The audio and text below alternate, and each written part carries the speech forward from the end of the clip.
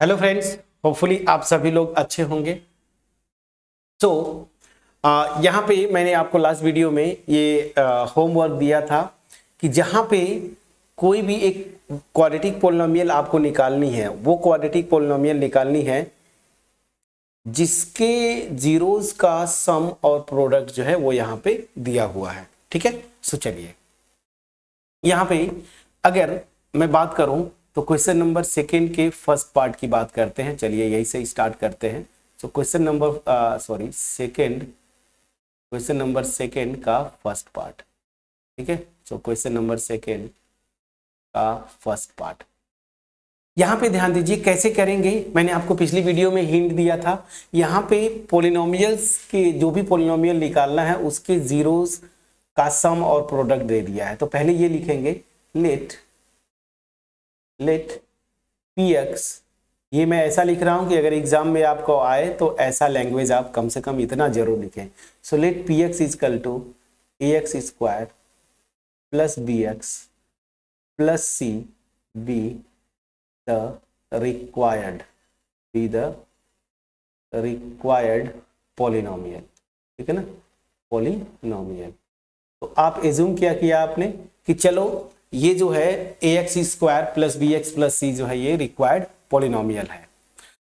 Late alpha beta be zeros of px, ये जो polynomial दिया है इसके जीरोस हैं। अब क्वेश्चन में क्या दिया है, अब यहां पे आते हैं। सो गिवन क्या है, गिवन है इस क्वेश्चन में दिया है ना सम और प्रोडक्ट। तो गिवन है कि इनके जीरोस का सम जो है वो आपको क्वेश्चन में दे दिया है 1/4 एंड प्रोडक्ट ऑफ जीरोस मतलब अल्फा इंटू बीटा ये आपको दे दिया है -1।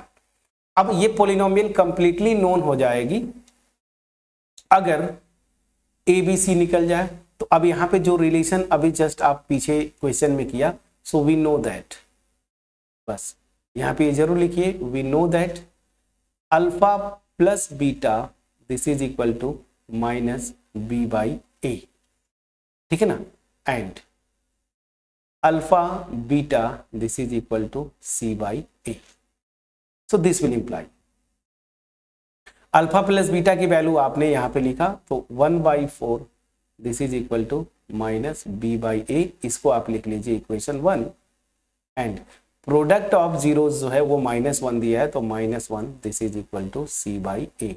ये हो गया इक्वेशन नंबर 2। अब क्या करना था, यहां पे आप पहुंच गए, ए की वैल्यू 1 सेट करना है ना। सो एज्यूम कर लीजिए लेट ए इक्वल टू 1। ठीक है ना, सो देन इक्वेशन 1 जो है वहां से क्या मिलेगा हमें, देखिए ये पोलिनोमियल कंप्लीटली नोन होगी अगर ए बी और सी निकल जाए। ए को मैंने तो 1 एज्यूम कर लिया, तो इस इक्वेशन 1 से देखिए क्या हो जाएगा -b/1 ना, ए की value 1 this is equal to 1/4। तो यहां से ध्यान दीजिए b की वैल्यू ये देखिए तो b हो जाएगा, -b होगा तो इधर माइनस को इधर मल्टीप्लाई कर दीजिए तो -1/4। ठीक है ना, एंड जो इक्वेशन 2 है वहां से क्या मिलेगा, तो देखिए c बाई ए, तो c a की वैल्यू आपने 1 रख दिया दिस इज इक्वल टू -1। तो यहां से c की वैल्यू क्या आ गई आपकी -1। तो बस फ्रेंड्स a निकल गया, b निकल गया, c निकल गया, उठा के जो पोलिनोमियल आप लिखे थे ना वहां पे आप पुट कर दीजिए। So using a b c we get, ऐसे लिखिए यूजिंग दिस इन, ठीक है ना, in px this is equal to ax square plus bx plus c we get required polynomial. we get required मतलब जिसको निकालना था, रिक्वायर्ड पोलिनोमियल एज क्या हो जाएगा आपका पोलिनोमियल क्या निकल के आएगा, तो सीधी सी बात है px क्या हो जाएगा, ध्यान दीजिए a की वैल्यू आपने एज्यूम किया है 1, तो यहाँ पे इसी पे रखना है, तो ये हो जाएगा x स्क्वायर, a की वैल्यू 1 रख दिया, b की वैल्यू आपकी आई है -1/4 तो आप -1/4 रखें, तो -1/4 बी, और सी की वैल्यू आपकी आई है -1। अब क्या करना है आपको, ध्यान दीजिए, ये आपने निकाल लिया, ठीक है ना। अब यहां पे अगर ये मैंने निकाल लिया, ठीक है, ये जो पॉलिनोमियल निकाला, और रे मैंने क्या लिख दिया, एक मिनट, कोई दिक्कत नहीं फ्रेंड्स, कोई दिक्कत नहीं। तो यहां पे क्या हो जाएगा, ये मेरा हो गया x, ठीक। तो आपका आंसर अगर यहां पे भी छोड़ देंगे कोई गलत नहीं काटेगा। मैं फिर से बोल रहा हूं, आप अगर यहीं पे छोड़ दिए कि यही मेरा पॉलिनोमियल होगा, यहां पे कोई आपका एक नंबर नहीं काटेगा। आपका जो आंसर की है, आप लोग थोड़ी सा चूजी होते हैं, तो वहां पे आंसर की में मैं चलता हूं, तो आप इसको लिख देंगे, कोई एक नंबर नहीं काटेगा। फिर से मैं बोल रहा हूं, ठीक है ना। और चलिए, और px this is equal to, आप क्या करिए ना, ये जो एक्सप्रेशन है इसको 4 से मल्टीप्लाई कर दीजिए। तो 4 से मल्टीप्लाई करेंगे तो क्या हो जाएगा, 4x square minus x minus 4। तो आपके आंसर की में क्या दिया है, ये आंसर दिया है, ठीक है ना। मैं इसलिए जब मैं आपको फोर्सफुली बोल रहा हूं कि आप यहां पे जो भी, जैसे ये जो पॉलिनोमियल्स निकालना है, हमने जिस रूल से निकाला, ठीक है ना, हमने जिस रूल से निकाला वो रूल से मेरा ये आ रहा था, ठीक है ना। तो आप अगर इसको लिखेंगे, ये भी आंसर बिल्कुल सही है, एक मार्क्स नहीं कटेगा। लेकिन चूंकि आंसर की आप क्या करते हैं ना, आंसर में जाके मैच करते हैं, इसी को मैं क्या किया, ये एक्सप्रेशन एज्यूम करके 4 से मल्टीप्लाई कर दिया। तो 4x square minus x minus 4, यही आपका आंसर दिया है, ठीक है ना। तो आप ये लिखिए या ये लिखिए, दोनों सही है। क्लियर है फ्रेंड्स, ठीक है। तो आप बिना निसंकोच आपने जो कॉन्सेप्ट सीखा है उसी पे स्टिक रहिए। इसने क्या किया, फ्रैक्शन नहीं लिया है आंसर की में, तो ये भी सही है, ये भी सही है, ठीक है ना। क्योंकि आपको मैं बता दूं, अभी आगे क्वाड्रेटिक इक्वेशंस वगैरह करेंगे, तो वहां पे आप देखते हैं ना कि जैसे बहुत सारे इक्वेशंस बना सकते हैं आप, इनफैक्ट इनफाइनाइट, जिसमें मतलब infinite number of quadratic equations बनाते हैं जिनका रूट कॉमन होते हैं। मतलब अल्फा बीटा, अगर एक मान लीजिए अल्फा 2 है, बीटा की वैल्यू 3 है, तो आप infinite number of quadratic equations बनाएंगे, जिनका बना सकते हैं, जिनके वही दोनों रूट्स होंगे, मतलब रूट सेम होंगे। तो आपको ये आया, आप इसको लिख के छोड़ देंगे, एक मार्क्स भी नहीं कटेगा। मैं फिर से बोल रहा हूं, अदरवाइज जो आपका आंसर की दिया मैंने वही कर दिया, 4 से कॉमन मल्टीप्लाई कर दिया, 4 से इसको मल्टीप्लाई करके सेम लिख दिया, तो कोई आपको दिक्कत नहीं है, ठीक है ना। थ्योरी में आप जाके देखेंगे कि जब बुक में आप जाके देखिएगा, तो जैसे एक एग्जांपल सॉल्व एग्जांपल में, तो अगर कोई पॉलिनोमियल इस तरह से लिखा है ना, क्वाड्रेटिक पॉलिनोमियल जिसके 2 रूट्स लिया आपने, वो निकाल लिया, तो बोलता क्या है कि इसको k से मल्टीप्लाई कर देंगे ना, तो और अलग k की वैल्यू चेंज करते जाइए, तो वो अलग अलग पॉलिनोमियल्स आते जाएंगे जिनके वो 2 रूट्स गिवन हैं, जहां से आपने इस पॉलिनोमियल को निकाला था। तो मतलब क्या है कि यहां से k कोई भी रियल नंबर से मल्टीप्लाई कर देंगे तो सेम रूट्स आएंगे जो इस ओरिजिनल पॉलिनोमियल के। तो वही तो कर रहा है ये, यहाँ पे मैंने निकाला, ये 4 से मल्टीप्लाई कर दिया, क्या फर्क पड़ता है, ठीक है ना। तो इसलिए आप बिल्कुल निश्चिंत होके कि सर हम लोग तो ये निकाले अपने रूल से, लेकिन आंसर की में ये दिया है, क्या फर्क पड़ता है, आपने 4 से मल्टीप्लाई कर दिया। क्लियर हुआ। चलिए अब चलते फटाफट। अब मैं लैंग्वेज कम से कम एग्जाम में आप इतना लिखेंगे जितना मैंने बताया, बट अब मैं चूंकि एक क्वेश्चन बता चुका हूं, तो अब मैं सीधे सॉल्व करूंगा।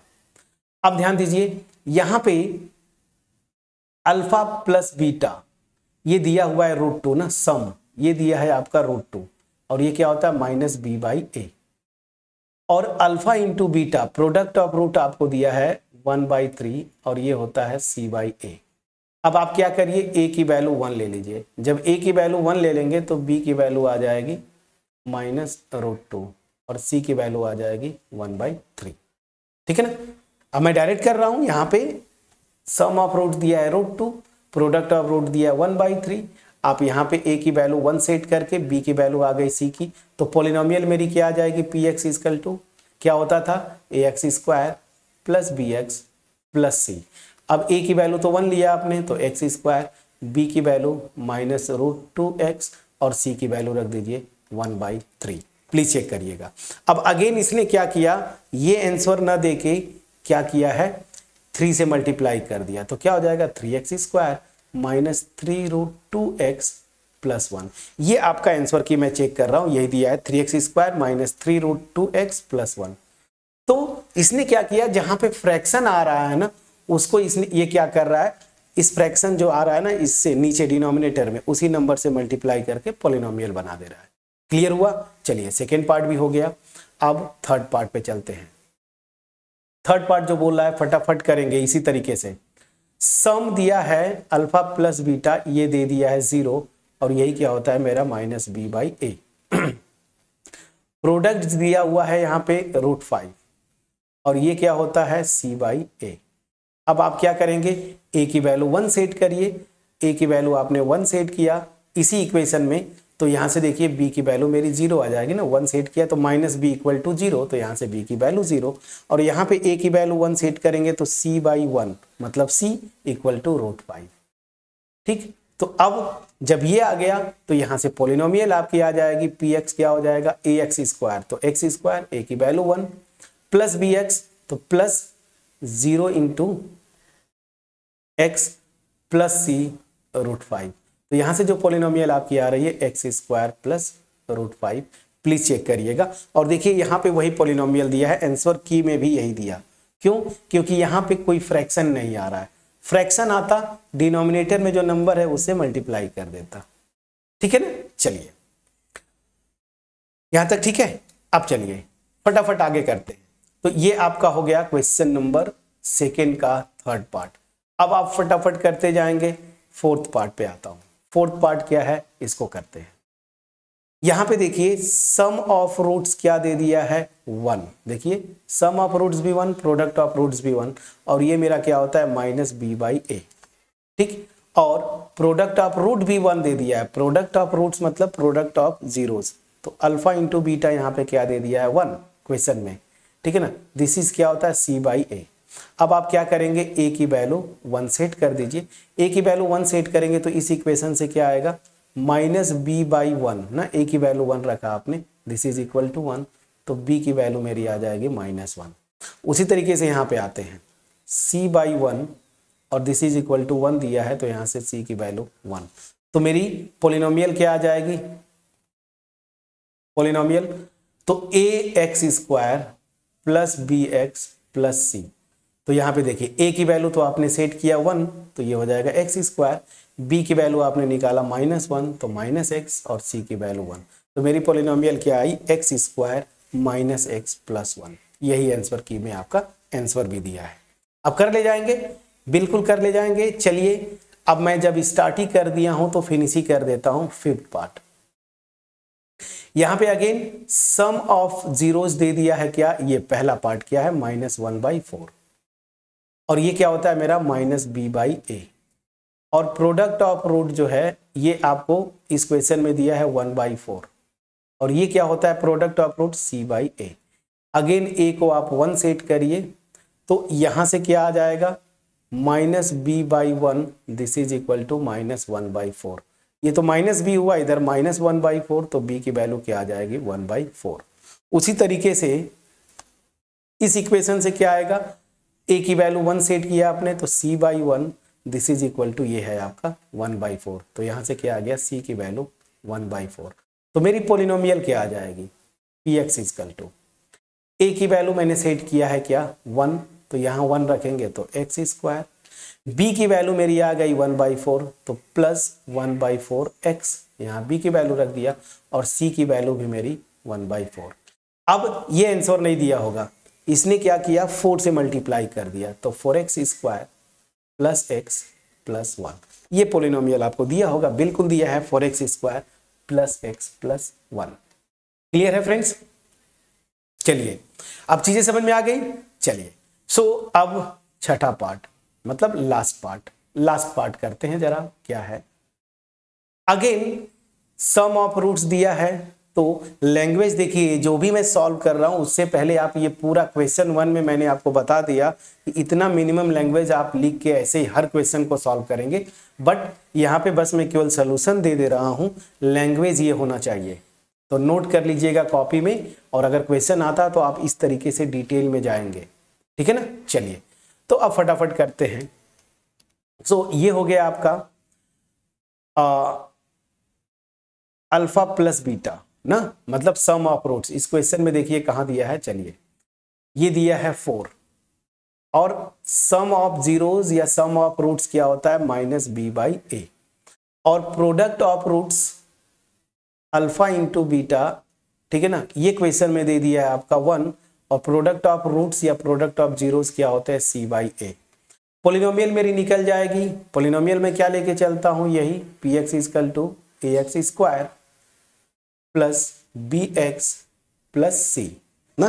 तो यहां पे मैं क्या करूंगा, अगर ए बी सी निकालना है तो आप एज्यूम कर लेते हैं क्या, जैसे पिछले क्वेश्चंस में किया, लेट ए इजकल टू 1, इसको चाहे तो आप इक्वेशन 1 लिख लीजिए, जैसे पिछले क्वेश्चन में, क्वेश्चन फर्स्ट में जैसे लिखा है वैसे करना है।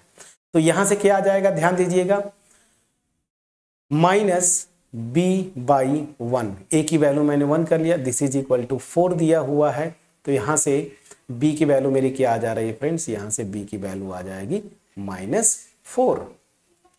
उसी तरीके से यहां पे देखिए ये क्या हो जाएगा, c बाई 1, a की वैल्यू 1 लिया आपने और ये क्वेश्चन में आपको दे दिया है 1, तो यहां से c की वैल्यू क्या हो जाएगी 1।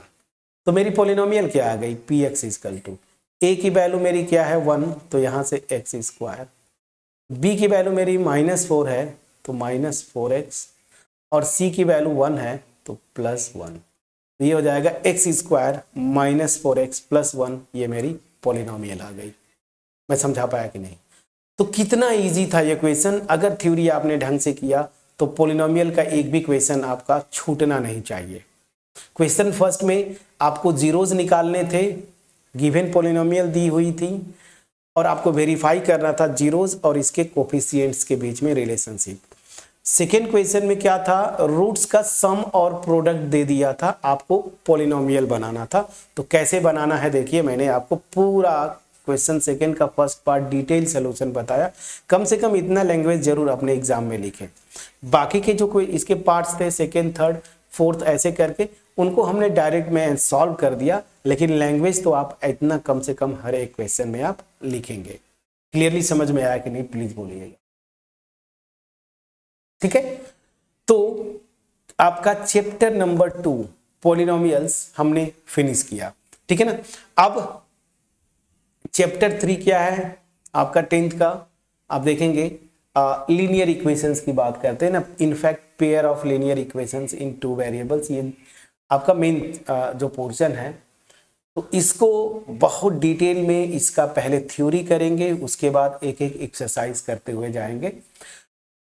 मिलते हैं नेक्स्ट वीडियो में, जहां पे आपका चैप्टर 3 हम स्टार्ट करेंगे।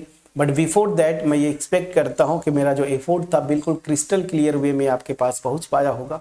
कहीं पे कोई डाउट होगा कमेंट सेक्शन में जरूर लिखिए। अगर वीडियो अच्छी लगी हो कमेंट सेक्शन में अप्रिशिएट जरूर करिए, वीडियो को लाइक करिए और सबसे इम्पोर्टेंट अपने फ्रेंड्स के साथ शेयर करिए। चैनल पे नए हैं सब्सक्राइब जरूर कर लीजिएगा, क्योंकि ये चैनल बहुत यूजफुल होने वाला है आगे के आपके क्लासेस के लिए। इस क्लास का तो कर ही रहे हैं 10th का, 11th 12th में अगर मैथमेटिक्स लेते हैं तो बहुत यूजफुल होने वाला है। मिलते हैं नेक्स्ट वीडियो में, तब तक अपना ख्याल रखें, पढ़ाई करते रहें। Thank you so much friend.